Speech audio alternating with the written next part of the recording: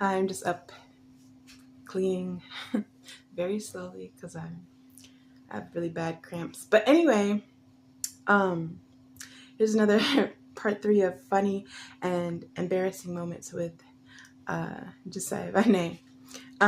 So when I was a kid, I was being silly and foolish, and I was playing with needles, sewing needles. Like, you know how I don't know if you ever like sewn like using a like paper, a safety pin or a sewing needle, the dead skin on your hand. But that's what I was doing.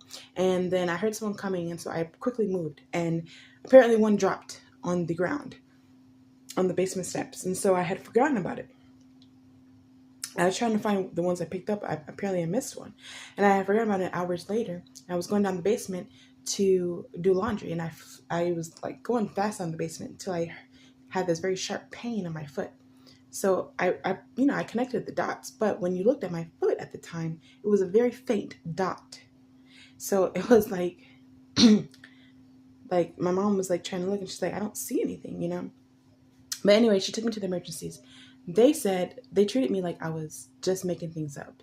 And then they had 2 nurses cut open my foot and like digged around in there. They said they didn't find anything and that I'm fine to go and I'll be able to walk on the foot in like a day.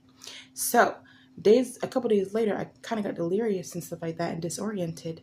My mom took me back to the emergencies and they did an x-ray. Then they found that there was a needle like this size in my foot and in the soft tissues of my foot. And so they scheduled me for surgery. Then they did a checkup again for it, and it had like traveled up into my like near the ankle into the leg area. But anyway, so that morning of the surgery, see, as a kid and as an adult, but anyway, I had social anxiety. So especially when it comes to people I don't know, I didn't like talking to people I didn't know, right? So the anesthesiologist was an Asian man, very strong accent, and he asked me a question. He was like, "You want a needle before you anesthesia?"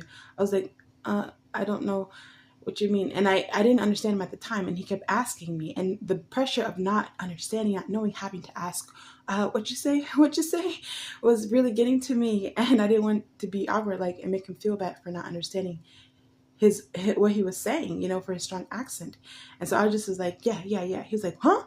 You want needle before the anesthesia? And I was like, no, no, no, no, no, no. Anyway, just a funny, embarrassing moment.